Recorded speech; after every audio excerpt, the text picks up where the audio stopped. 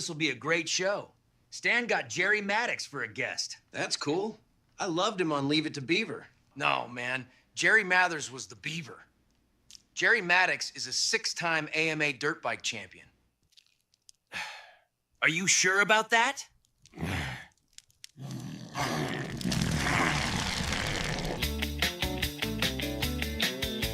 Today's guest in the studio is a true legend across land, water, and code, Jerry Mattox. He's a 6-time AMA national champion in vintage motocross, a former pro racer for Team Honda, and the 1995 U.S. national champion in stand-up jet ski racing, where he also finished second in the World Championships. Jerry's also the former frontman of the heavy metal band Nightwatch and a UNC graduate with degrees in computer science, math, and physics. He's built software, he's raced machines, and he's lived wide open for decades. So get ready for a fast-paced, story-packed ride with Mr. Jerry Mattox.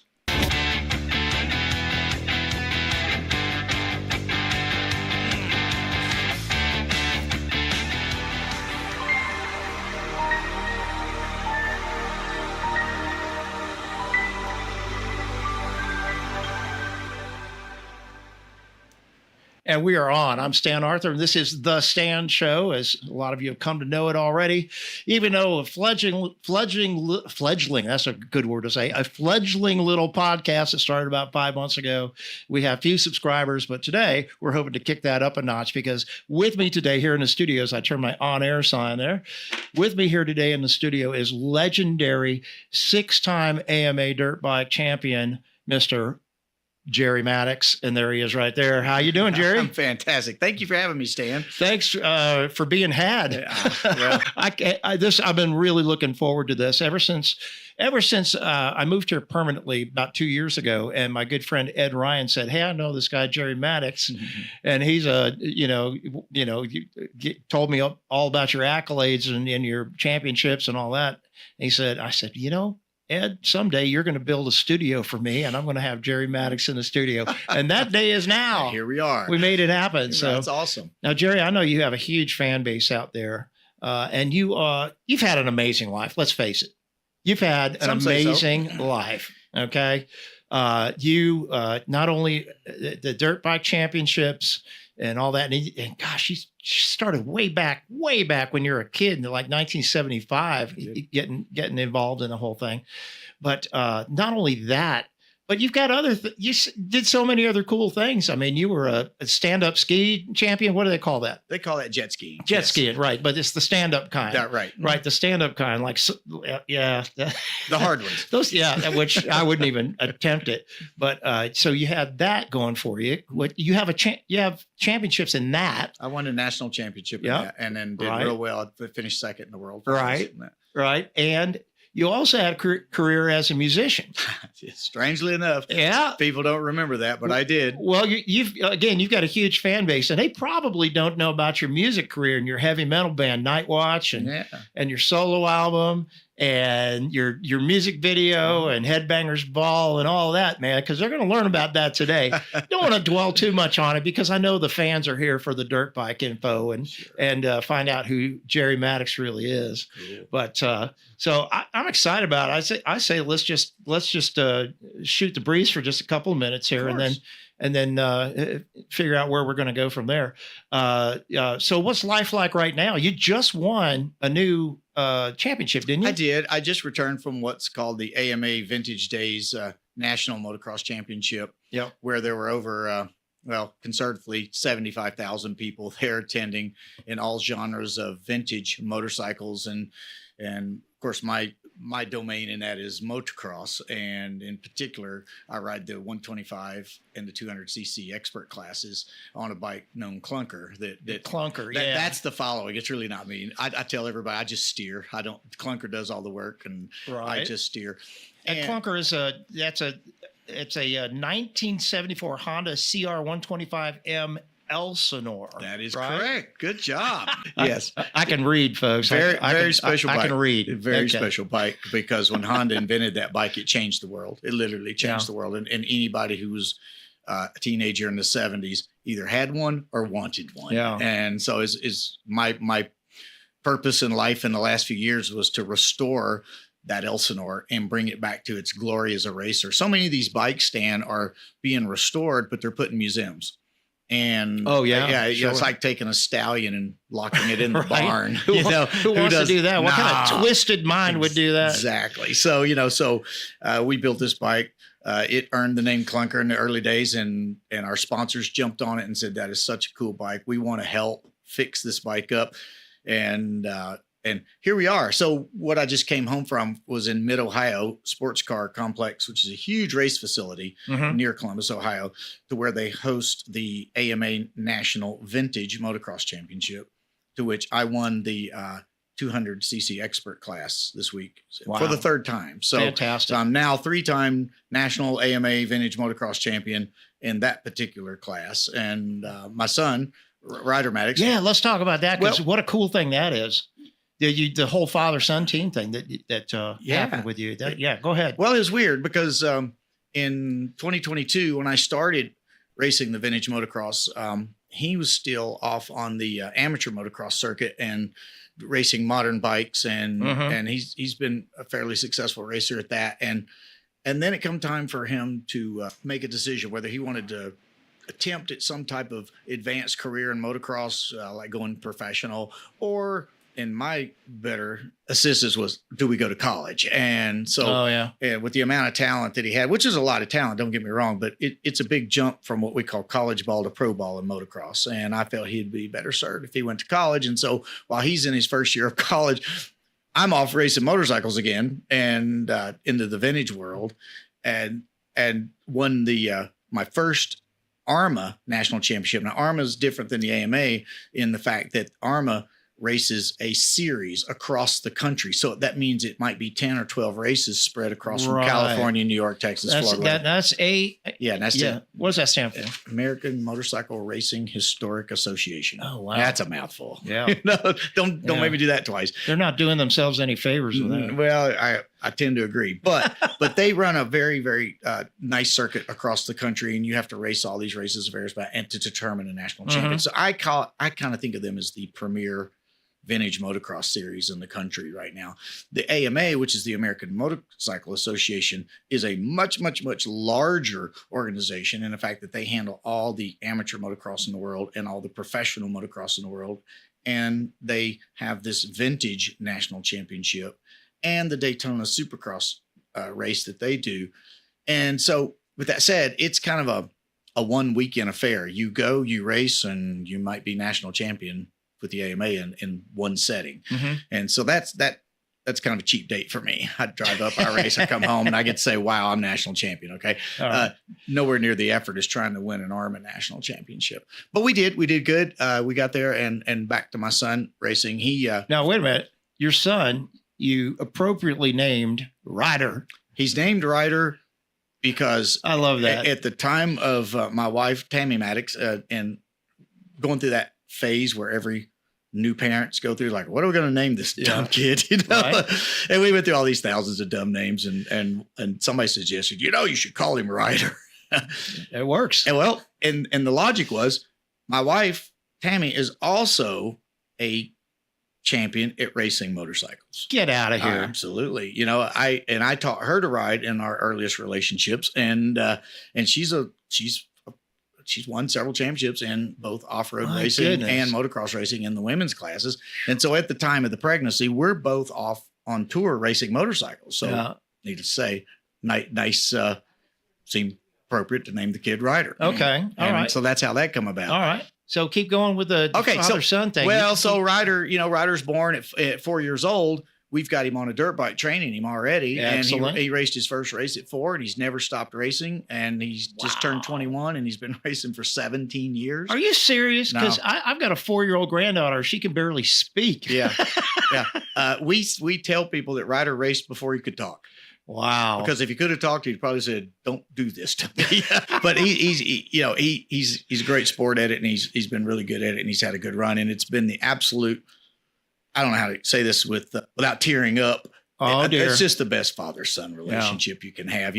We never got into this sport to try and make money or be professionals at it. Although we both have had very successful runs at this sport, but the entertainment value has been amazing. And so, flash forward to today, he's finally big enough and old enough now that we can race together in the same class. Now that's cool because most fathers, particularly me, are enough older than their son. They're usually pretty much aged out or timed out by the time their kid gets big enough to ride with them. Right, but you did a competition together.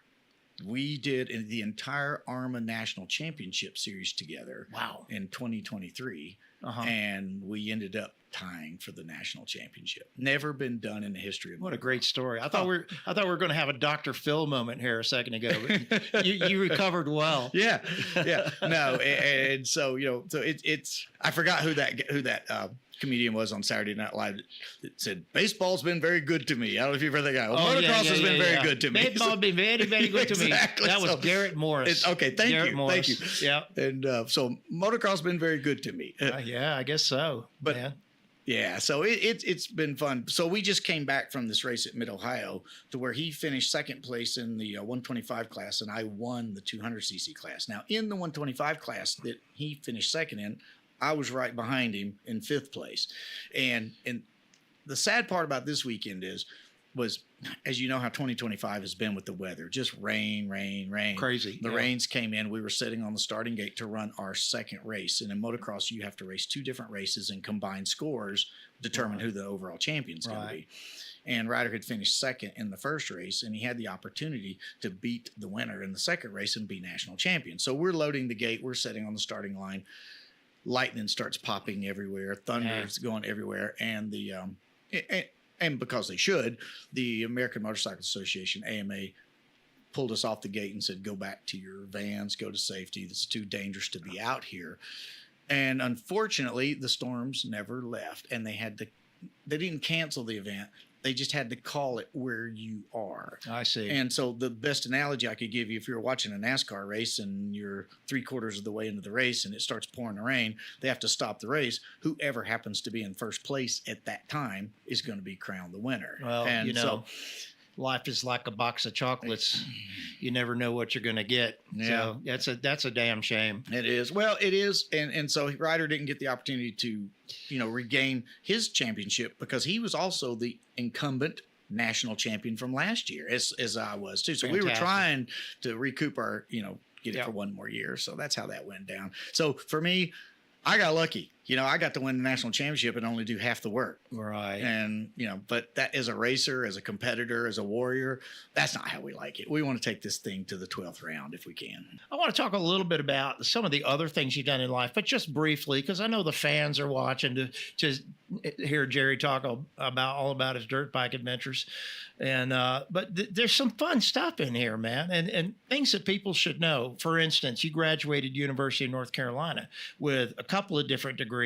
Yeah, my main degree was computer science. That's what I studied. And then because computer science was a fairly in-depth curriculum, all I had to do was take one extra class and I would get a degree, a minor in mathematics, and one additional class, I'd have a minor in physics. So it sounds really good on my resume when I say I have a degree in computer science, math, and physics. But the truth is I have a bachelor's in computer science, and the other ones are a little bit discounted, but so it's coming to physics. You're not going to be working on anti-gravitic technology anytime soon, right? No. I'm still trying to figure out gravity on a motorcycle. So That's excellent. Yes, but anyway, so you got this great college degree, and then you went, but you were already into dirt biking by the time you were 14, 15. Absolutely. And there's a killer backstory to that. I started racing when I was 15. And let me remind you, my son started racing at 4. So by today's standards, I started really late. Okay. Mm-hmm.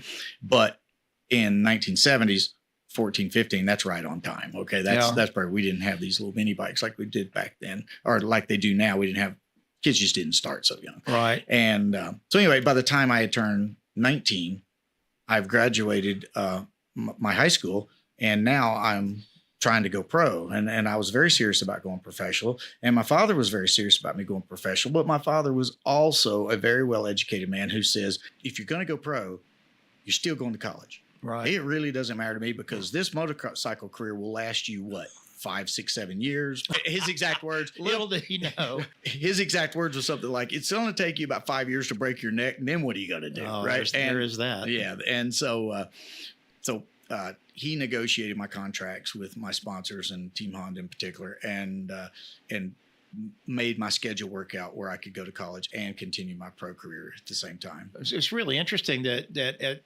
you were able to get. I think, was it right out of college you joined Team Honda? No, it was going into college. Oh wow! Yeah, Okay. so that made it really odd and hard for me because I would be racing motorcycles on long weekends. So we were adjusting my schedule at college to be more of a Tuesday to Thursday curriculum than a Monday to Friday, because I'd be gone from Friday to Monday off on tour. Yeah. And so for that, my dad kind of worked with my counselors at college and negotiated all that for me. And of course, Honda was How happy. cool! Yeah, That's wonderful. Mhm.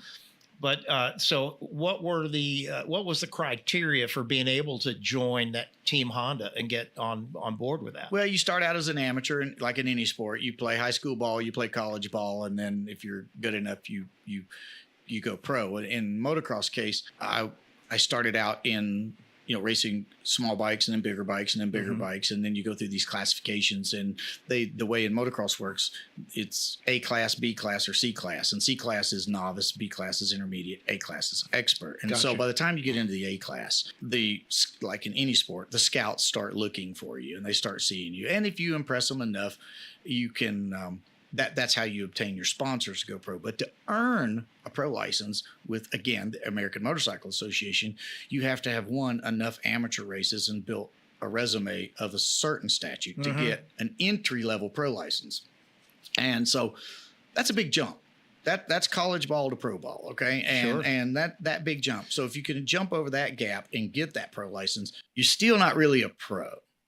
A pro is one who has made that jump and then can actually go succeed at the professional level. Okay. And by succeeding, we mean win championships. win championships is the goal. Yeah. But really, it's a very thin crowd. There's very few people can say they're truly professional motorcycle racers, even the ones that are professional. And unfortunately for me, I fall in that back half. I ran the entire Supercross series and I ran the entire outdoor AMA motocross series for many years in the early 80s. And I still just could not break into that elite group of people that were, making hundreds of thousands of dollars, even millions of dollars. But more importantly to me, getting the accolades of it. So it was one of those careers for me that, man, I loved it. Don't get me wrong. I traveled the world. I saw, a little kid from Bryson City, North Carolina, was riding in the back of a big truck going to motorcycle races. Yeah. Who wouldn't like that, right? I saw California when I was a junior in high school for the first time, and so rocking. That was fun for me. But my career was very good from a amateur standpoint and a semi-pro standpoint. It was a very successful career when it comes to that. But was I ever an elite pro motorcycle racer? Heck no. No. Well, I don't want to get too far off base because I digress terribly during these things. I want to just for a second touch on your college degree and in computer science. You're a coder. Oh, absolutely. Oh, you're a coder. You write applications. You do the whole 9 yards. Anything remarkable there as far as your coding experience goes? Well, for those in the cyber world that understand computer science, you have to understand I graduated in 1984. So let's think about what computers look like in 1984. Sure. Okay. And most of you kids watching this show are just going to be deer in the headlights right now. But, we're writing in operating systems that don't exist to this day. Right. We were coding before, about the time Apple came along, about the time IBM released their very first microcomputer PC. Personal PC. That's kind of my personal timing. computer, yeah. I was not that guy that was so far out of date that I was into the mainframe programming, but boy, I caught the edge of it, just the very edge of it. And so we're programming in languages like Pascal, Fortran, COBOL, things like that, which are long gone now. And then, but I've never stopped programming. So you could imagine the evolution to today's standards where, so my big claim to fame was I wrote some algorithms back in the early days that's still being used in database applications today. But think about what we're going through today. I mean, through AI, you don't even need to code anymore. It'll write the code for you. you can describe what you want and it'll write it for you. Almost. That's crazy. And as a professional programmer to this day, I use ChatGPT to help me out of problems from time to time. Who doesn't? Yeah, and so, I'm not in this for the glory. I'm in this to get paid and get back to the motocross track, So, right on. ChatGPT can get me out of the house quicker. That's what I do. But I've had a very successful software company since 1984, and we've written we've written software in the large corporate industry and have done well for that. We have clients all over the world and have had thousands over the years, and we've had to migrate our language. I tell people I've been fluent I'm probably up to about 16 or 17 languages now that I'm fluent in. Now, let me define. That's not French, Spanish. I understand. Okay? This is weirdo stuff that people would never understand if I called them all out anyway. But my current poison right now, I'm a Microsoft.NET Gold expert programmer. So for those that know that I'm programming in C# and SQL Server and et cetera, et cetera. Yeah. Very, very cool, man. Well, you're such a many-faceted dude, and something that's very near and dear to my heart, and something that you and I have in common, as we are both musicians. Oh, absolutely. Now, your fan base probably doesn't know to what degree you are musical, but you are not. You're not just a dabbler. You had some really fantastic experiences because of your. Well, let me just start this way. When did you learn to play guitar? Well, it's funny that's a great question because. Well, thank you. I thought of it myself. Yeah, because I was a latecomer in the guitar world. Most great guitar virtuosos started playing when they were a kid. Yeah. So the funny story is I'm 25 years old. I'm racing pro motocross, and it's about the end of my time. Okay, I've had a good 5-6 year run running pro motocross, and the bones are starting to hurt, and I'm thinking of something to be more fun. So yeah, I wouldn't know anything about that. Yeah, but yeah. So I had two choices to be. I wanted to be a soap opera actor because I figured they get the chicks. They all, and so I wanted to be a soap opera actor. And you're killing me now. Yeah, and that didn't work out. Hollywood and me and Hollywood don't get along too well. So the next best thing would be a heavy metal rock star. Now that does well. Yeah, because it doesn't matter too much what you look like when you're doing that. Exactly. And lots of hair. Yeah. So were you part of the hair metal thing? Oh my gosh. Yeah. Yeah. I had a little experience with that myself. I bet you did. Yeah. It looks like you still got a good experience going on with it right now. But we'll show a photo of me when my males in my family have been blessed with big heads of hair that they don't lose. I mean, but whatever. I keep it in a ponytail for my podcast to not freak anybody out. But.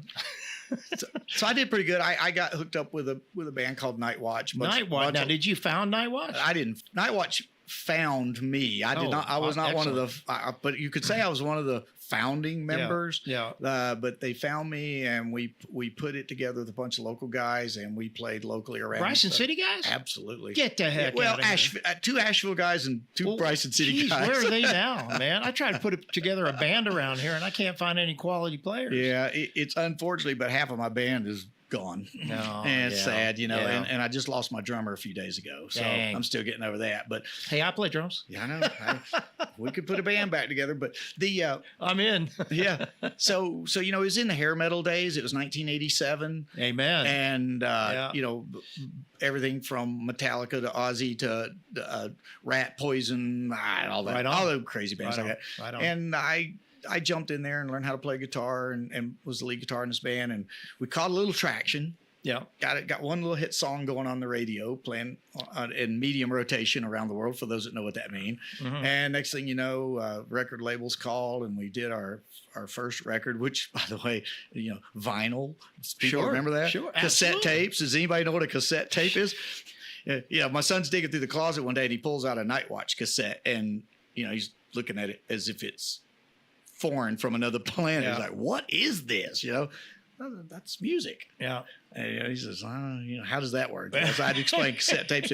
So it was in that era. And we ended up doing well. We toured up to about 1991 when heavy metal died, and boy, did it die a Yeah, fast grunge crash. music destroyed It it. did. You know, everybody talks about Nirvana and Kurt Cobain and how everybody loves Kurt Cobain. I hated that son of a bitch. I wasn't a fan either. Yeah, not because he couldn't sing or couldn't play or wasn't a good entertainer. He took my paycheck away from me in a bad way. No kid, He and did. mine too. And I'll tell you briefly how Kurt Cobain affected what I was doing. You know, I was part of a touring company called Young American Showcase. I did 12 nationwide, North American tours from 1977 up through 1990. I did 12 different tours, and I watched that company die a terrible death because we could no longer go into the school. We were going into high schools and playing these big assembly programs. We were playing we were playing rock and roll, man. It was heavy metal, everything else. Cool. Anything the kids wanted to hear, we would do it, as long as it wasn't like satanic or something like that. Yeah. We couldn't do that. So we didn't do a lot of AC/DC, I'll put it that way, or Ozzy. Well, we did some, but anyway. So yeah, the thing was hugely successful for about 20 years. And as soon as Nirvana came on the scene and changed everything, our receipts just plummeted after that. Yeah. And eventually went out of business by 1992. But funny story about Kurt Cobain, one of our bands played Kurt Cobain's high school when he was still in high school. Oh. And this is interesting. You'll enjoy this. They played his high school, and he happened to be one of the kids in the school who was picked to be on the stage crew for the band to set up and break down. And he worked with the guitar player in the band at that time. And he said, "Oh, I'm a guitar player." And, you know, the whole thing, it had a great relation. Now, our shows were very upbeat and positive, and nothing like grunge music was. All right. So he got through the whole experience, and we played that show. I wasn't there for that, but that show was played in the gymnasium. And we would set up like an auditorium effect where we'd set up in front of the bleachers and play for the whole school that was set up. It was sitting in the bleachers. We'd be playing to the bleachers. All right. And we move on, and nobody ever thinks about that again until you watch Nirvana's first video. Smells Like Teen Spirit. And what is it? It's a band playing in the gymnasium in front of the bleachers to the entire school. I can see the video right now. Cheerleaders bouncing around, weirdos in the bleachers. So I have a feeling that he got the idea for that video from watching a Free Fair show. Yeah. We produced bands called Free Fair, Freedom Jam. That's awesome. The Edge and all that. But I did that for a long, long time. I hate to digress and talk about myself because I know I have a limited amount of time with you. But yeah, grunge destroyed that business. Yeah. Absolutely destroyed that business. Yeah, you're talking about the religious aspect of metal and things like that.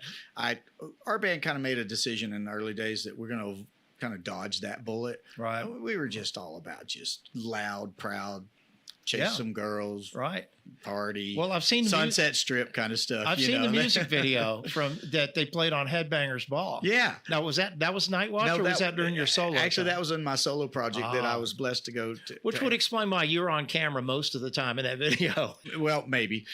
Now, can we show that video to the folks? Of course you can. Absolutely. Okay. I'd love for you to. All right. Well, yeah, that was done by MTV, Headbangers Ball. Yeah. And the director, and they sent a crew into Bryson City. So all of those scenes you see in this video are in Bryson City, North Carolina. I didn't have to go anywhere. Now I'm going to take that video because it's a VHS quality thing. I'm going to take that. I'm going to enhance it for you and for the folks to make it look a lot better than it looks now. Can you make me look better? Better looking maybe? No. Yeah. But okay, so let's go. Let's talk about that for a second, because you then had a solo career as a musician. I did. In 1999, I was goofing around in my basement, and in 1999, internet technology was not very mature, but it was trying to be. But digital music creation was very high tech at the time. We're now recording to hard drives. We're not recording on tape anymore. And so it was very easy for me to be a one-man band. So I went out and wrote 10 songs that were more like, I call it Harley rock. It's kind of biker rock, really. I like it. But it was also the way it was laid out and designed could work for movie scores. Because I've always been real close with my wife, Jerry Mattox, who's a Hollywood actress. We can talk about her someday. Yeah, I was thinking about these could be scores for various films. And so when I designed the record, I ended up playing all the parts on the record. And then except drums. And did I mention I'm a drummer? I did. You did. And carry on. Okay. And so so I take this digital platform of music and I upload it to at the time, now remember Spotify, Yep. YouTube Music, all the other greats, they hadn't been thought of yet. Right. This is 1999. It's Right. also How about Napster? Napster. LimeWire. Well, I remember those. okay. So what I do remember, and I'm going to say it real fast, we'll get back on topic, was, Napster was pissing off everybody at Metallica. Oh, yeah. And Lars Ulrich, the drummer, Oh, I remember was that. not taking that crap. He did I not. remember. He did not accept the digital revolution well at all. No, he did where not. I, on the other hand, embraced it. I embraced it. I uploaded all my music to this thing called MP4.com. MP3.com. MP3. Thank you. I was a big part of that. Sorry about that. I was Michael Robinson. Okay, I was a big part of that. So there was 400,000 bands on there, all uploading all this music, and it was just a wonderful place. And they would sell your records for you. No kidding. I have in my drawer over there, I've got an MP3.com record that I put together with 4 of my original songs. And so do I.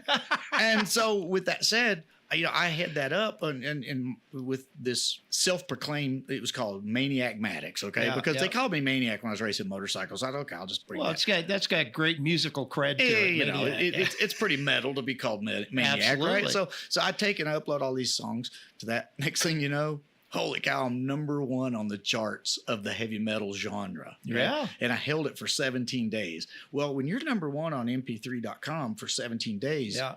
you start selling MP3 records. MP3.com like mad. was huge. It was huge. They ended up getting Michael Robertson. He was the whole guy behind that. He was an LA guy, Yeah. and all that. And he ended up getting embroiled in massive lawsuits, which was the death of MP3.com. Well, if you ever see him again, tell him I love him because he made me a ton of money on that platform. He did. We were selling records worldwide, everywhere. Yeah. And then the next thing you know, MTV calls, and now I'm sitting at a back with the record labels, and next thing you know, records in the stores the old-fashioned way. Right. Unfortunately for me, I don't know if any of you out in the TV land have noticed, there are no record stores anymore. No, They don't no. exist. And No. this was the transition of that Right. killing All the you record can find, store. All you can find now is like vintage shops. Yeah, that but- sell vinyl. But I'm talking about all the great record stores. When you're Yeah. a kid, you want to go buy a new CD or a record or whatever. You went to a record store in the Sure. mall or wherever. Right. They're all gone. Well, Yes, they are. MP3.com, Spotify, others was the death of that platform. Yes. And so as MP3.com got destroyed, as you just explained, Yeah. but the other digital platforms are now taking out the record stores. I started seeing my music career start to dwindle again for some reason. Well, music is dead. And Music is absolutely dead. isn't it though? It's scary, isn't it? Yeah. And now you've got fake bands. You're familiar with Rick Beato? No, but Oh, it's you probably just gotta- another person you that gotta throws some watch- digital crap out there. You and got to said watch it's Rick music. Beato on YouTube. The guy's amazing. He's a major studio owner down in Atlanta. Oh, okay. All right. He's a studio owner down in Atlanta. He's been doing videos for years and years and years, all about the history of music, and he's so good. He's so good, and he has done a lot lately about the destruction of music and about how the website called Suno. Suno, you can create entire digital bands and create a bio for a fake band and create a fake photo of a band, and you can put the whole entire band out there and with with a whole album's worth of songs, and it's not everybody's real. like, oh man, when are they going on tour? And it's completely AI. The songs are AI. The lyrics are AI. All you have to do is type in a description. Say, I want a band that looks like this, does this kind of music, and I want a song like this. I want a song like this. I want a song like this, and just make the consistent vocal for the la la la. Boom, done. Yeah. Done. It's the 2025 version of what you and I used to know as the Archies. Exactly. Do you remember the Archies? The Monkeys, man. Well, no, the Monkeys were kind of a real band, but the Archies, were a cartoon. they Right. never existed. No, of course not. I didn't know that until a few Yeah, years ago. no. I was hurt. I Yeah. liked those guys. Veronica was a pretty cool girl. Pretty and hot. and, Yeah. and the Archies was a big deal in my teenage or whatever that was. Yeah. And I find out it was all just made up. Yeah, all just made up. Hey, as long as we're talking about cartoons, are you in Camp Thelma or Camp? Oh shoot, what was her name? I just had it on the tip of my tongue. Oh, you must be talking about Scooby Doo. Yeah, Oh, Daphne for sure. Daphne. Thank you. Yeah. Are you Camp Daphne or Nah, Camp Thelma? Oh, 100% Daphne. It's amazing how many Thelma lovers there are out there. It's absolutely amazing. My wife is no Thelma. Have you ever seen? There's so much AI going. So many of these AI videos going on out there right now, where they'll take something like a Scooby Doo and the characters, and they'll turn them into real people, AI characters. You know, of course, with huge boobs. All of them have huge boobs, and it's just nuts. Absolutely nuts. I'm doing some of that myself. You saw the little video I made for the intro of this thing with my two characters. Alan the alien is Alan and Chester the Bigfoot, and I've done a whole series on that. And I can make those so fast now, it's ridiculous. I can make them so fast. Apparently, you and the rest of the free speaking world can, because I've been a bit addicted to all the Bigfoot videos that are coming out on my social media feeds. Well, you see, like that. Like the video I made we can do them in 8-second chunks, but now you can do them back to back to back to make them consistent, so they all look like they're part of the same video. It's crazy. And each one of those iterations I put in the description, it comes up, cost me 10 cents. 10 cents. That's it. That's amazing. 10 credits on Google Flow, Flow, which is kind of the filmmaker's AI thing. But man, I'll tell you, I'm having fun in my retirement. I really am. I had fun at my job because I was making videos all day long and all that. But man, in my retirement, we got this studio built, which is a full-blown recording studio. We have full bands in here. I've already had some local talent in here doing some stuff with me, having a lot of fun with it. But between that and the AI creation stuff and all that, man, I'm having a great time in retirement. Well, you've got a lot to look forward to, but I'm sure you don't work that much anyway, do you? Oh yeah, I work a lot actually. I stay true to everything that I'm into. I want to close out what you just said about AI and all that. I want to remind all of our listeners and viewers in the world, and I'm saying this from a 40-something years of computer programming. This is coming from my darkest, most educated spot. Okay, AI is real, but it's not. No, and I want to explain this to you. Okay, AI is what I call damn good computer programming. Yeah, and a lot of our layman people in the world think of AI as magic, mystical, sorcery from another world. Yeah. You know, and though it feels that way, this is just what mankind has created. This didn't come from alien technology. Okay, no, of course not. No. It's just good computer programming. And the reason why AI exists today is because the internet exists today, and we've written software that can scour through the thousands of millions of zillions of data that's now out there at our fingertips at the speed of light. Absolutely. You know, it would be like a human being walking into the Smithsonian Institute and just absorbing everything that's in there in a second and walk right back out the door. Amen. And so I know what you're talking about. And so, I have a lot of people that come to me and want me to explain AI to them. And then the fastest way to me is just say it's just damn good computer programming. Yeah. And it's only getting better. It's amazing how far we've come just in the last couple of years. I remember starting out just a couple of years ago with some of this generative AI stuff for video. And because I think we'd all been playing with all the image stuff, the still image stuff, and coming up with it and go, oh, that's so great. Yeah. Photography is dead now because we can imagine anything and it'll put it right out there in high quality. And then shortly coming up behind it was video. And I've been playing with that since it was new. And it used to suck. It doesn't suck anymore. No, it's absolutely amazing. In fact, you know who Tyler Perry is? A black, of course. You know Tyler Perry is. That dude was getting ready to build an entire motion picture studio of his own. He was going to build his own motion picture studio, and he got a look at what some of the AI has been like, and he canceled all his plans. He canceled it because films are going to be completely AI within 5 years. That is, if we survive 2027, because apparently there's a lot of prophecy and predictions coming about 2027 when we reach general AGI or artificial general intelligence, which is like Skynet. Yeah. Oh, gosh. I remember that.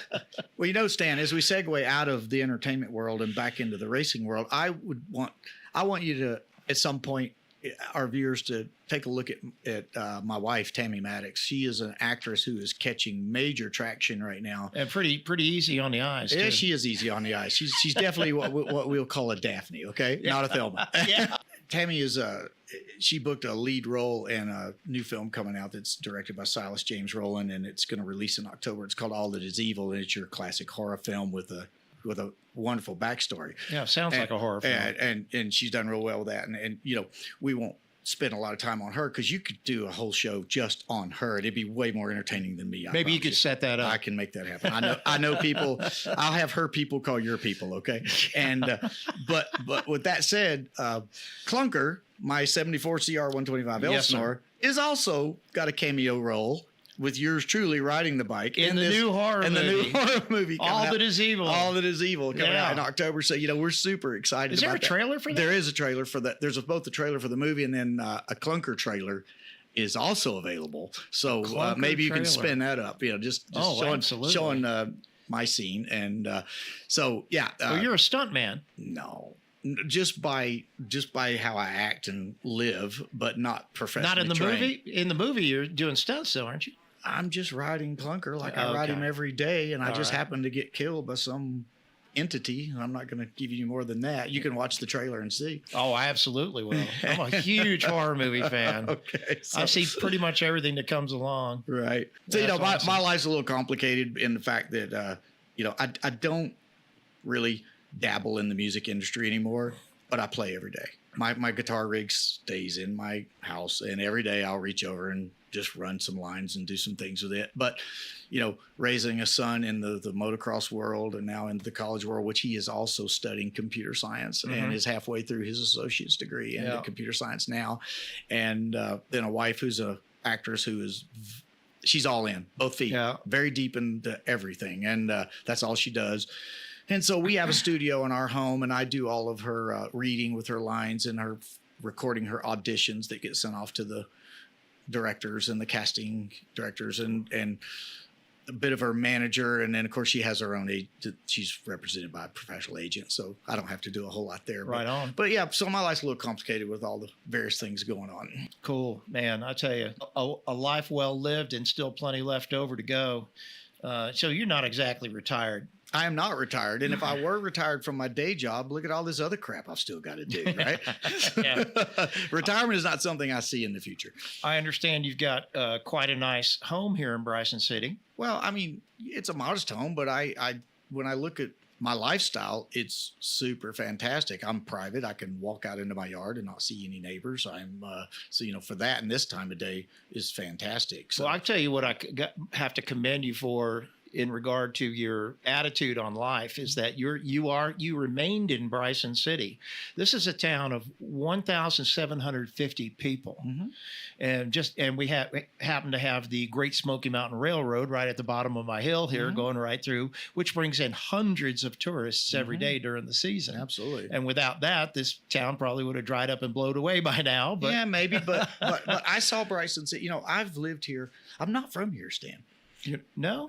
No, I thought you were. I thought you were from Bryson City. I know, and but see, here's the trick. I've been here so long, nobody knows. So, okay, my family showed up from Memphis, Tennessee, in the '70s. Okay, and Bryson City was a much different place then. Yes, it was. And I know because I've been coming here since I was 10 years old. And that's kind of how we got here. We would visit the Smoky Mountains, and one day my dad said he'd had enough of Memphis, and after a few migrations back east, we ended up in Bryson City, and we never left. And my father was an icon in Bryson City for 1,000 years. He was Dr. John Mattox, who owned Super Swain Drug Center here in town. Wow. Any of your old school people will know exactly who they're talking about. And so him and all the old doctors and stuff, they had their thing. And they all flew airplanes. And they would fly right out of what we call Ferguson Field. That's what other people call Katua now. And I know what you're talking about. And that was our airport. Then we had Sauceman Field, which is the paved runway strip on top of the hill. So I grew up in an airplane flying around with my dad, and the day come for me to get a pilot's license. And my dad put the stop on. He says, "No, son, I won't ride your motorcycle, and you're not flying my airplane." And, I get it. I totally get it. And he said, "You're too crazy for this." He said, and he told me this little riddle. He said, "There's old pilots and there's bold pilots, but there's no old, bold pilots." I get it. And for that, you're staying on the ground. And so the only time I really fly any airplanes is on Clunker. You actually listened to him. I did. That's I did. great. And, you know, but well, your dad's no slouch, man. No. He very, very educated and accomplished man. yeah, I grew up with a great family. I don't have any stories to tell you how I was abused as a child and poor me, and I didn't get to do this and I didn't get to do that. I was gifted with a family that believed in me and supported me. And funny side of that support though was when I was finishing up my pro motocross career, I went to my mom, who was your typical leave it to Beaver mom, Jew Cleaver. Okay. And, worried to death about me racing motorcycles. Worry. Cause you're going to get hurt. And I did get hurt several times, but in this particular case, she's worried about getting hurt. And I said, Mom, I'm about to end my motorcycle career and I'm going to do something that's a lot safer. And she goes, what would you do, Jerry? And I said, well, I'm going to be an electric guitar player in a heavy metal band. And she goes, well, that sounds nice. That sounds like that's a lot safer than motocross. You do that. You practice hard and you be the best heavy metal guitar player you can. Yeah. About 5 years on tour, she's like, Jerry, can you go back to racing damn motorcycles? Because, I don't want to downplay heavy metal, but my God, it was way more dangerous than racing a motorcycle in 1987 Sunset Strip in Hollywood, playing Troubadour, the whiskey, the running around the country on a tour bus with 4 other guys. I mean, it made motocross look like cheesecake, Well, sure. LA's full of just the phoniest people who ever lived. It's But I was young and it was fun and it was crazy, and so with that said, it was a great time in my life. But when I got out of the music business and kind of, went back to racing again, I went back to racing motorcycles again, and I've never stopped ever since. Right. Took a little detour through jet skiing though. Yes, I want you to talk about the jet ski thing. I mean, I don't want to put your dirt bike fans off base too much, but this is something you actually did. Yeah, I did. And you go ahead, talk about it. Well, it's pretty simple. I had a boathouse out on Lake Fontana, and I was enjoying a Sunday afternoon, just laying around working on my tan, when one of my good friends rode up on a stand-up jet ski, and I found it very, very interesting. And I said, do they ever race those things? He goes, yeah, but you got to be really good to race these things. They're hard enough to ride. Challenge accepted. And so it was just a few days later, I had one.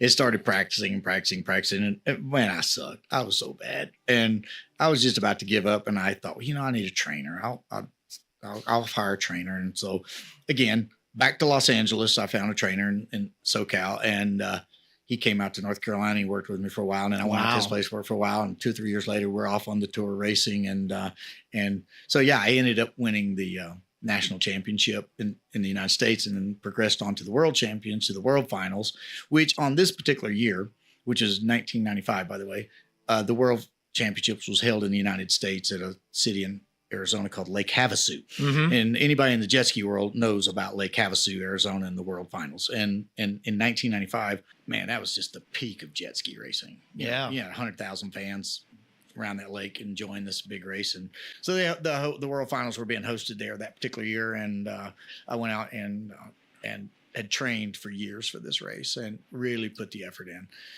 To get to the Lake Havasu, to qualify, you have to race all over the country and be ranked into the top 24 in the country. Wow.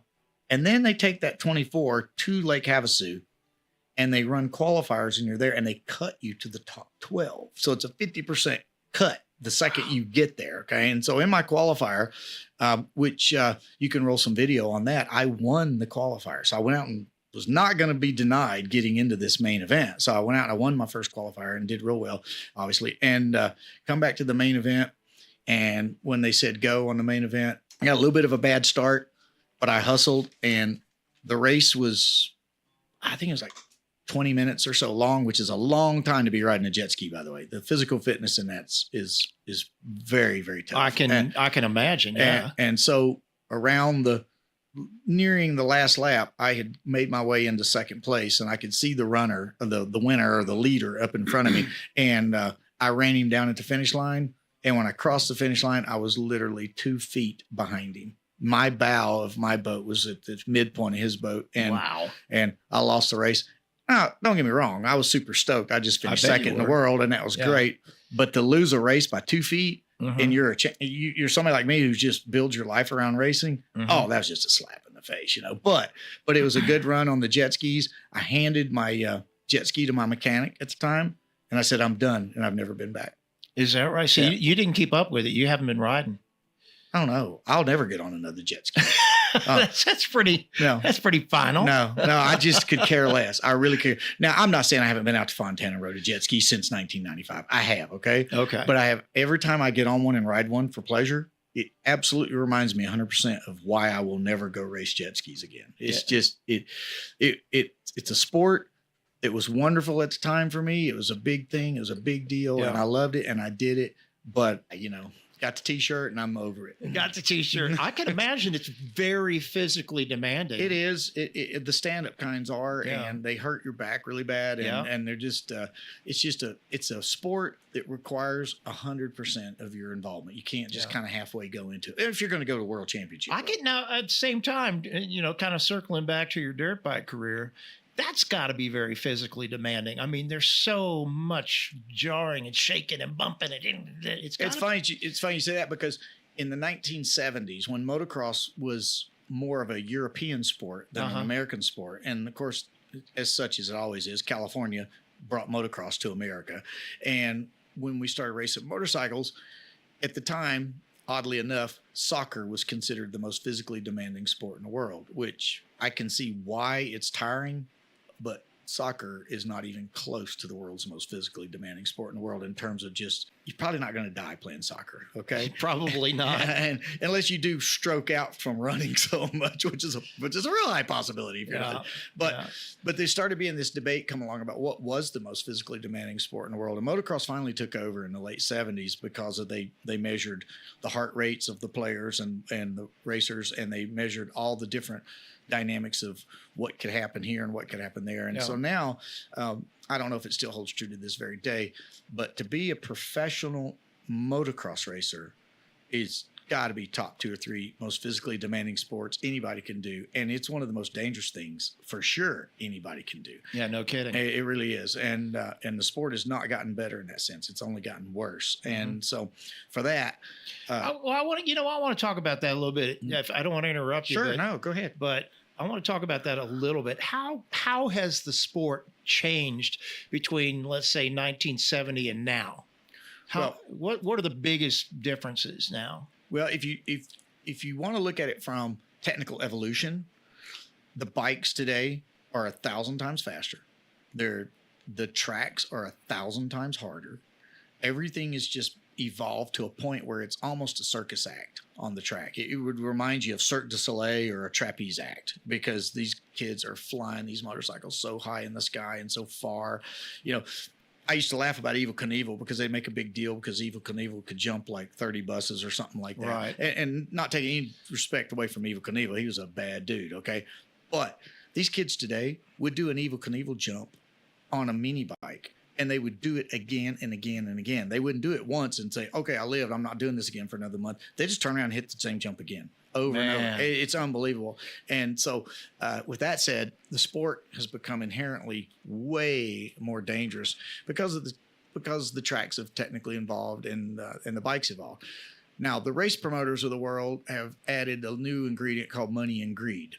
And the money and greed coming into the sport, because now it's a big time sport. In the 70s, you might have won a pack of cigarettes and a cold beer at the end of the day. Now there's millions of dollars on the line. These kids that are racing for national championships in the professional world, which is not me, by the way. I'm in the vintage motocross world, which is like 5 steps below amateur world. Okay. But in the professional world, you've got, little Johnny, who's 17, 18 years old, trying to hit a 6-figure, 7-figure income. And he's putting his life in his hands to do it. Wow. And it's not just 1 or 2, it's hundreds of them trying to do it. And so with that said, the tracks are, they do their best to make them safe, but it's like trying to make a tornado safe. How do you do that? And so for that, the sport has become very expensive and very scary and very dangerous. And that's kind of the nice segue back to reason why I'm racing vintage motocross is because in 2025, I can go back to 1975 and experience motocross in its grassroots days and ride a bike that is not so fast. The tracks are not so bad. They're still fast and bad. And, we got hurt in the 70s the same as we do now, but Sure. just not near as often, maybe near as bad. Right. But so the big takeaway or the big difference is the evolution has made the sport incredibly more expensive, incredibly more dangerous, and in my opinion, incredibly less fun. And fun is what this is really all about in life. Makes complete sense. And so Yep. that's why you find me out on the vintage tour right now. That's that all makes complete sense. I mean, back when I was in high school, I had my friends who were dirt bike riders, and they coaxed me to go out to Weeden Island and make a movie on 8mm camera of them doing their stunts on their dirt bikes and all that.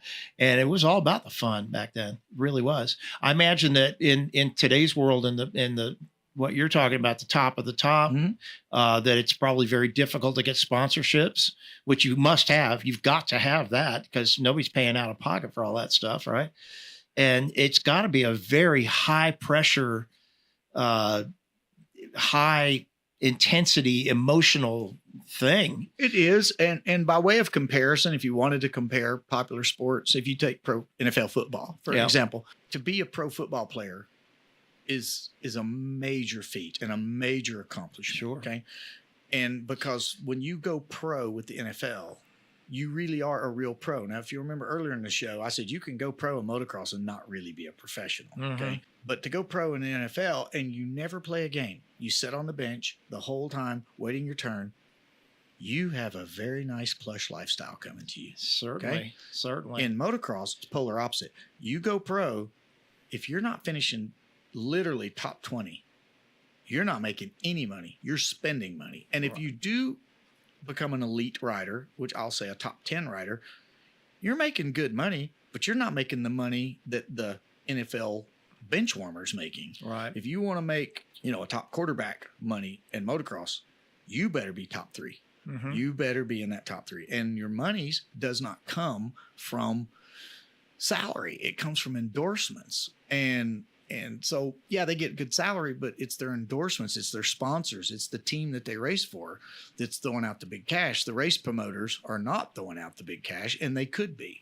And so, without getting into a whole conspiracy theory on motocross racing, the fact is these kids are way underpaid. And I'm gonna leave it at that. They're way underpaid. There's tens of millions of dollars out there to be paid to these kids, and these kids are out here risking their lives, literally. And they are Cirque du Soleil without a net. They really are. And so for that, at my age, at my skill level, I should say at my lack of skill level, I'm just hanging around vintage motocross and pretending like it's 1978 again and having a great time doing it. And my son, who is obviously a young man who had the opportunity to race motocross for 17 years in the modern world and has been given every chance in the world to go pro. If he had the skills, he could go pro and do that. When we got to that fork in the road and we looked and analyzed the sport in his class alone, when he's at the time 18 years old, 3 of his comrades died that year racing motorcycles. Man. And now as a father, I'm looking at this and going, how am I going to continue my kid in a sport where I just saw 3 other fathers lose their son. Damn. And we witnessed it. It wasn't like it happened in California and we just heard about it. We were there, And so when you feel that, I was super stoked to get my kid into computer science college, but now I'm super stoked to get him back into the sport, back into vintage, where he is reliving my childhood. In a weird way, he's living vicariously through me because he gets to go out on the track and see how it really should be. And modern motocross should definitely be more like vintage motocross because we're all having a blast. We're all having a great time. Rarely does anybody get hurt beyond the normal scratches, bumps, bruises. Maybe you break a bone here and there, but we're certainly not dying, And so, man, I'd say I really appreciate that about you. I mean, that you're a good man. I mean, we've heard so many horror stories about talented young people with parents that just are all about throwing them into the worst possible situations. And it's all about the money. I got to tell you, from T-ball to pro ball, It happens in every sport. Yeah. But it does not happen near as horrifying as it does in the motocross community.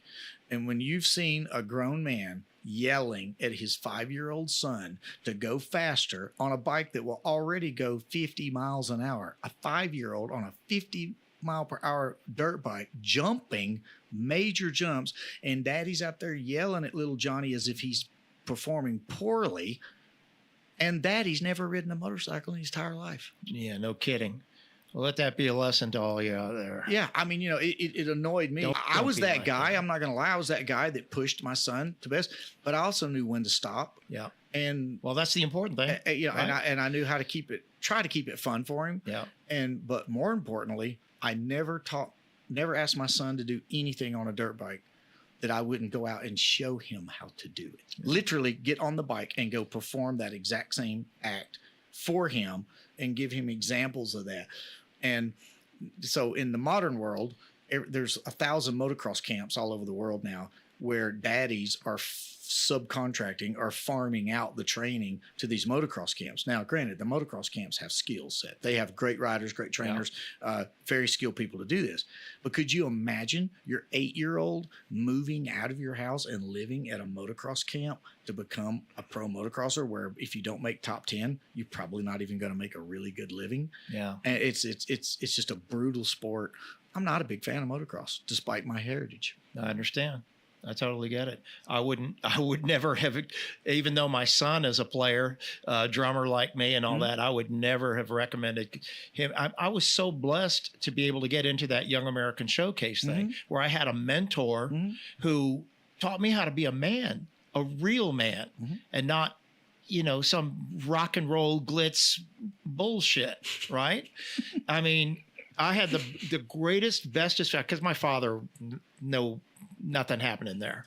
Nothing happening there. But so the man who I told you about recently passed away and who we're all going to go celebrate his life this weekend down in St. Petersburg, Florida, he was a true mentor.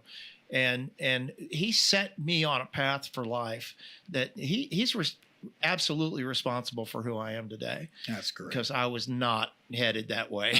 Well, I'm not sure anyone else would have been. To your point, though, Tammy, my wife, again, I asked her one day, we were talking the acting business or something, and Ryder's name came up, and she was probably, she was probably talking to me about how I'm trying to influence him to be a pro motorcycle rider and all this stuff, and like any good mother, she's thinking that might not be the best route for him. Okay. There's probably a better route for him. And dumbass me says, I know, why don't you take over and make him an actor?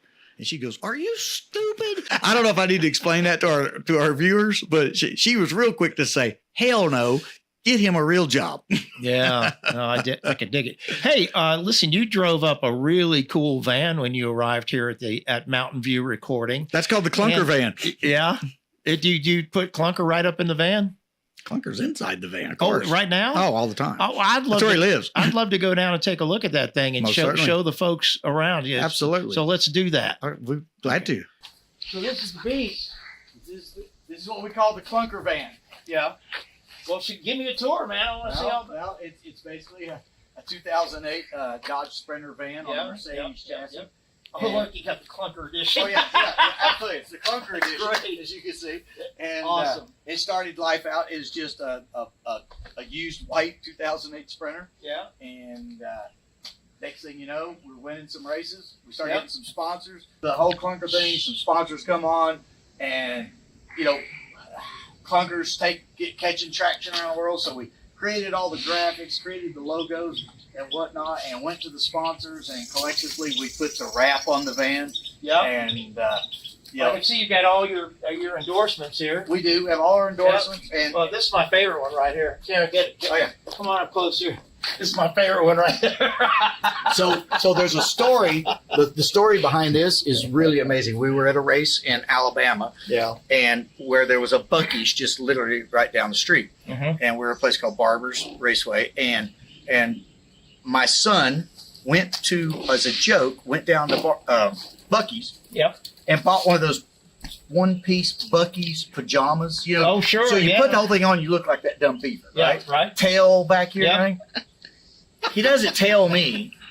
He goes to the starting line with this Bucky's outfit. Oh, wonderful. And now here's all the top 125 riders on the line trying to be serious. Yep. And here comes my son rolling right up, beaver tail flopping, ears sticking up, helmet underneath it, right? He's got all these race gear underneath, right? Goes out there and just wears us out and wins.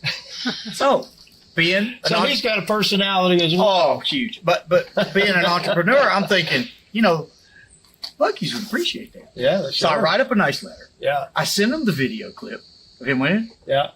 Now I got a Bucky's gas card. Wow. And they reload that nice. gas card for me on periodic table, and Bucky's pays for my fuel in this baby as long as I'm racing. You got Clunker in here? I do. Excellent. Let's take him out. Excellent. Let's do it. This is the real star of the show. Oh, yeah. And coming straight from a race, it might have a little dirt on it. I'll set it right. Even better. So that's Clunker. This is Clunker. Oh, man. Oh, what a cool thing that is. Isn't that something? Okay, so Clunker is a 1974 CR125 Yep. that has been modified to suit my riding style. Got some very serious hop-up parts on it and some things that makes it go faster and handle better and just do generally better. Yep. But outside Sorry of that, about the dogs. no worries, I love that. But outside of that, just a classic Honda CR125. And, when this bike was released in 1974, it literally changed the world. It did. The Japanese people had not really entered the market yet of motocross. This was one of their first entries. And Honda spared no expense to bring it to us. And it just made for everything. But anyway, this is just an awesome bike. And the class it races in is against the other bikes that are just like it. And back in the 70s, the starting gates was just full of these things. And today, it's still pretty much the same. Wow. I'm not the only Elsinore owner in the world. Amazing. You look on the start line, these things. Amazing. Yamaha makes a great product, so does Kawasaki, so does Suzuki. Yep. But on this particular year model, Honda was dominant in those days.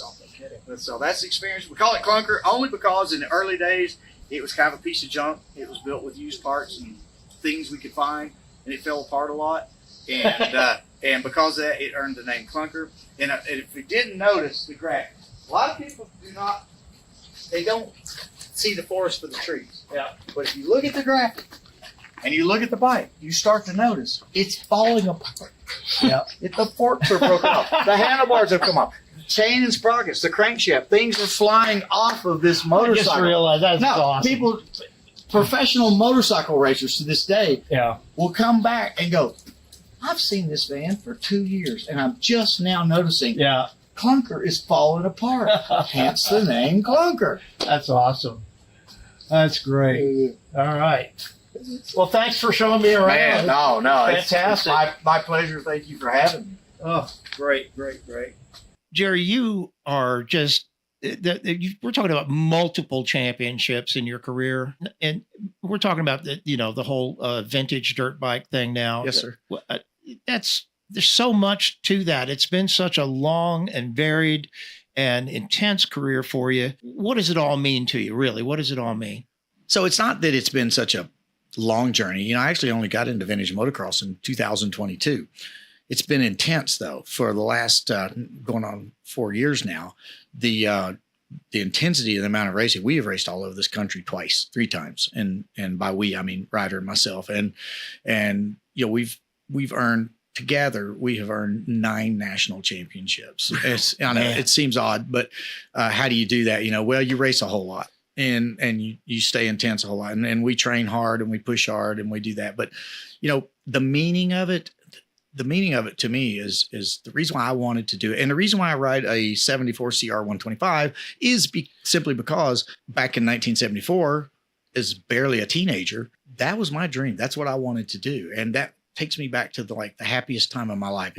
I think everybody wants to go back and relive their childhood if they could, or at least that period of their life that they felt was the most comfortable part of their life. And for me, that's kind of where it was, living around just on a dirt bike, running through the woods, couldn't ride for crap, just when it was fun, And so, in 2022, Ryder was off now out of high school and off to college, and I wanted to do some vintage racing, and I had friends that had been pulling me into the sport. And so when I finally got into the sport, were asking me what I wanted to ride. And I said, well, I want to ride an old CR 125 because that was my first real race bike as a kid.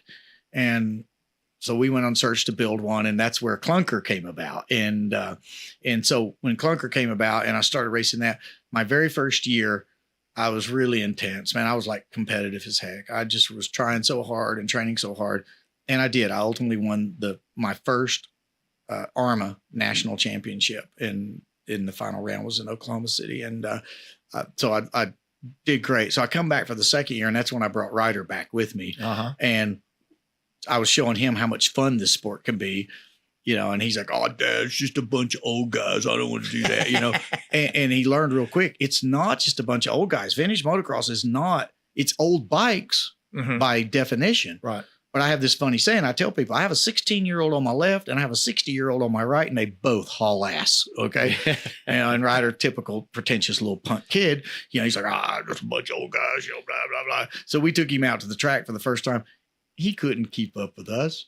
He couldn't figure out the motorcycle because, all the new motorcycles, they're kind of like driving a nice, brand new, wonderful vehicle. This is like going back in time, driving an old Z28 Camaro with the 3 on a tree gearbox on it, and I don't know if anybody will get that 3 on the tree reference, but I did.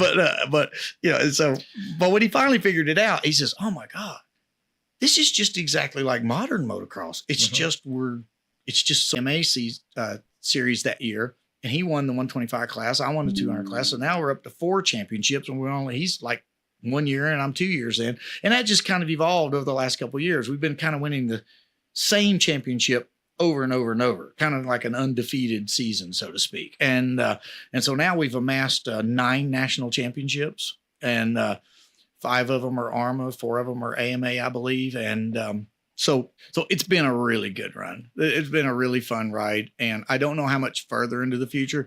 I don't want to sound like the old jet ski stuff and say I've got the t-shirt and I don't really want to do it anymore. Yeah. I could race vintage motocross into the sunset, if you know what I mean. Sure. And there are some older guys that are doing exactly that, just going to race it into the sunset. But so that's where I stand today. I'm still in the middle of the 25 season. I still have ARMA national championship to try and accomplish. And when's that going to happen?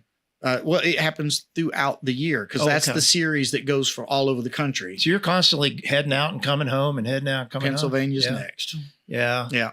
And it's all on the road. All on the road. Yeah. That's the clunker van that, that we're talking about and the bikes and stuff. One of the last questions I would have for you is what's next? What's immediately coming up for you? I think I'm going to rekindle that soap opera career. Come on. I've got ends into Hollywood now through Tammy. Are you serious? No. No. You're killing me now. It'd be awesome. Remember Rick Springfield? Oh, absolutely. That's who I wanted to be. He was a guitar player. He was a good singer, and he was a damn good soap opera guy. Yeah. So Jesse's girl, man. Jesse's girl. Yeah. And yeah, absolutely. But no, I think these soap operas even exist anymore? I haven't watched network television in about 20 years. Well, I think that's the real question. Does network television still exist anymore? Yeah. And, man. But I would like to take a minute just to thank the people. Well, that was, you know what? That was my next question. Oh, okay. And just simply, who do you want to thank for it all? Well, I have a series of sponsors that they know who they are. I want to thank all of them, in no particular order. A guy named Butch Sondergroff of Butch's Vintage Cycles has been my engine builder and my main comrade from day one. In the corporate world, I've got AMSOIL helping pay the bills and give us all the things that we need. And I have a guy up in New York that makes our stands for our bikes named Gordon McCaffer, and he has helped me tremendously. And just the list goes on and on. There's Dan Gray at ReMX who supplies me with hard to source parts. These bikes you just don't run down to the Honda dealership and buy parts for these bikes. You got get through that, and then I have another man named Paul Parkinson of Motorcycle Replicated Parts who manufactures parts. He embraced the 3D printing a long time ago. Oh, wow. And so now when we have a special part we need, we say, hey, Paul, make this for us. And we send him a good part. He scans it. And next thing you know, AI prints us out a new part, and off we go. Then I have all the other sponsors where I practice at my motocross track is JJ Rails Motocross Park in Dillsboro, North Carolina, by the way. Oh yeah. And then I have people that do my graphics called MXG Graphics that do that.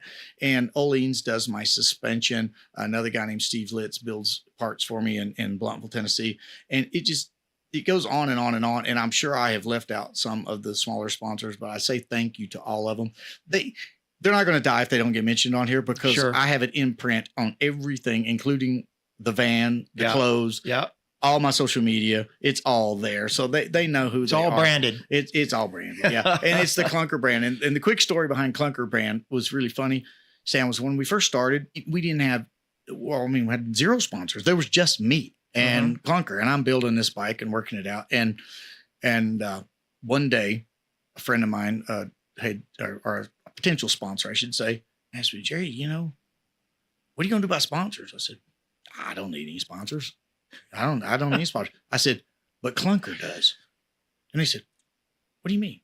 I said, well, I can pay for my antifreeze. I can put gas in the van. I can get there, but damn, these motorcycle parts are hard to find and hard to get. I need a sponsor that can source these parts to me. And that kind of parlayed into this, saying if you want to raise money, get a little puppy and go stand in the Ingalls parking lot and ask money for the puppy. The puppy's hungry. The puppy needs to be fed. I don't need your money. I'm okay. Don't worry about me. I'll be fine. But little Clunker needs your help. Holy shit. They come running from miles away. Little Clunker. Poor little Clunker. So, so now as a marketing expert, we're all like, oh, poor Clunker needs some tires. You're like Sally Struthers standing next to the starving child. Oh, absolutely. Absolutely. Yeah. Nobody remembers Sally. I'm way too old. Yeah. So it's funny though, because, we didn't really evilly market it that way. It organically just happened that people wanted to jump on the Clunker train and be a part, because our backstory jump on the Clunker train. Yeah. The backstory was we were restoring this Elsinore to go back and be the great champion that it was for the day. And that's why I tell people, I did not do this, Stan. I just steer. The bike does it all. It has its own entity, its own personality, its own way of thinking. And I'm not being facetious. It does. It's a weirdo bike, and you just have to understand it. And I just steer that baby to championships. And that's it. That's very humble of you. I'm sure there's a lot of skill involved. Well, there. I don't know. But last and finally, the fans. Oh my gosh. Talk to the fans for a minute. Well, it's real simple. I just want to say thank you to all of you, because it came on in such a storm, and I get such nice compliments from you. I get so many nice things. They say the nicest things about me on social media, and I'm like, do they really know who I am? And that's why I keep the heavy metal thing hush hush, maybe. But no, the fans are just awesome. They have embraced our racing. They've embraced everything we've done. They come up to me at the track and they support me in everything they do. And it's just, it goes on and on. There's not enough thank yous to thank the support and the followers. One of the things that I think I have done to help earn the fan base and the trust of the fan base is, in our racing program, there might be 30 of us on the starting line. And of that 30, me and my mechanic, Butch, that I had mentioned earlier, have probably built the engines for half that class. Wow. And they constantly ask, like, why would you do that? Why would you build engines for your competition? They could beat you. And they do beat us often. Yep. Because it's not about being the champion. It's really not. If you're going to be champion, you're going to earn that anyway. It's coming or it's not.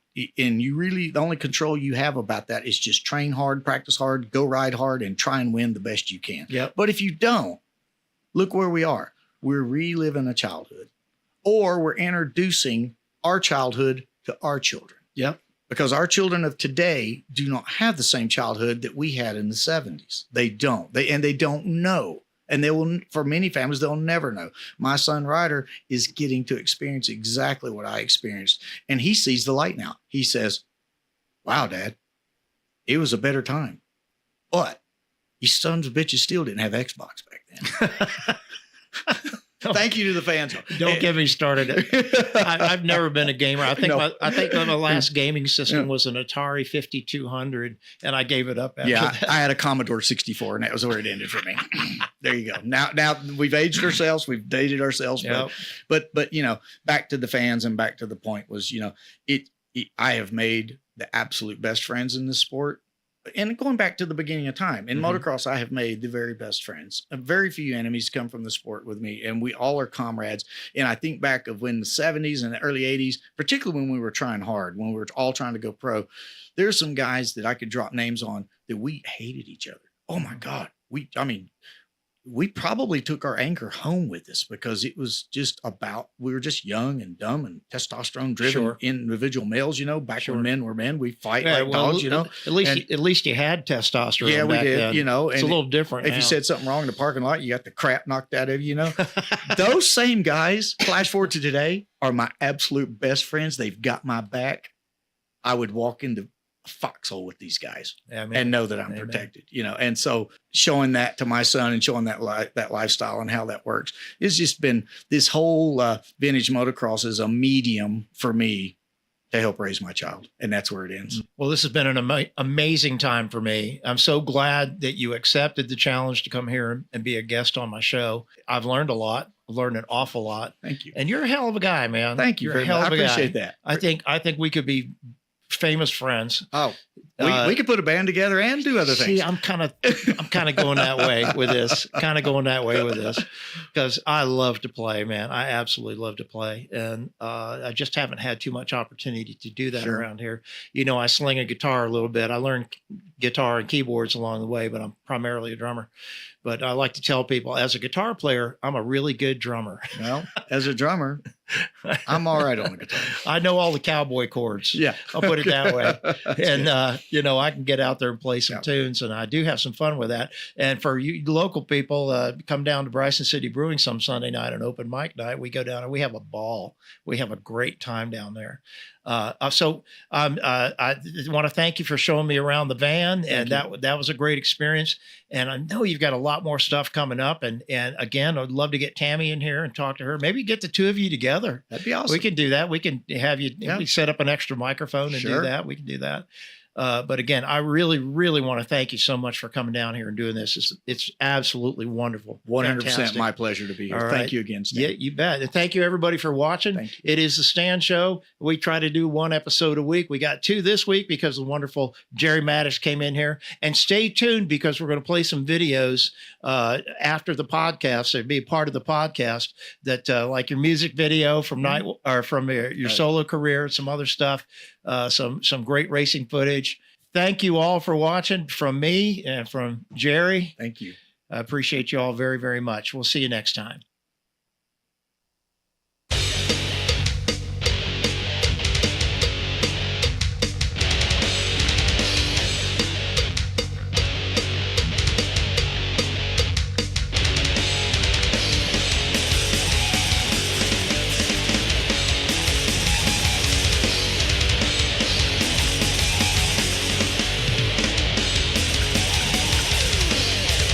Leave me alone. Voices in my head.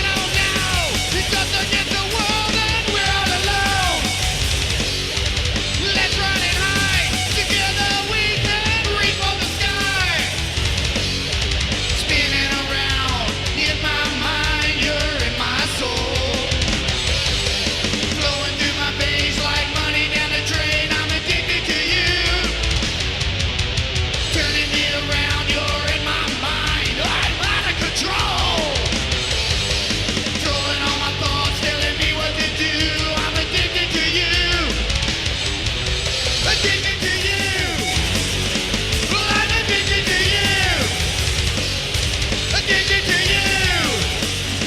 Well, I'm addicted to you.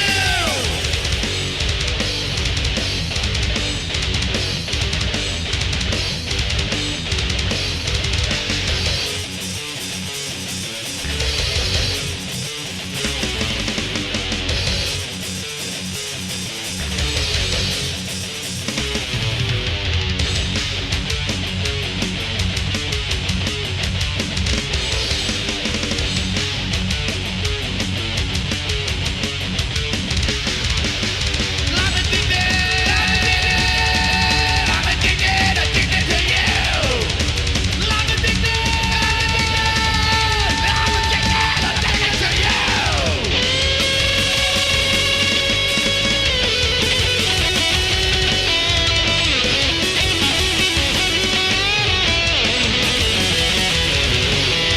Stand here alone, no one seems to see me as if I am gone. Voices in my head telling me that I'm already dead. What happened to me? You got inside, took control over me. Now that I'm gone, my soul is yours forevermore. Spinning around in my mind, you're in my soul. Flowing through my veins like money down the drain. I'm addicted to you. Turning me around, you're in my mind. I'm out of control. Throwing all my thoughts, telling me what to do. I'm addicted to you. Addicted to you.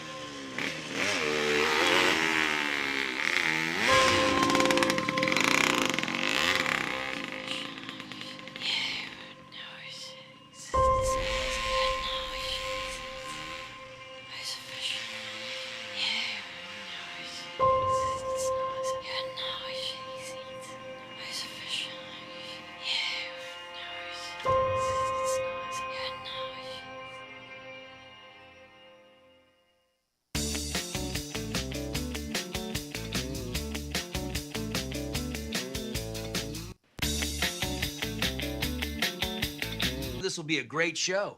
Stan got Jerry Mattox for a guest. That's cool. I loved him on Leave It to Beaver. No, man.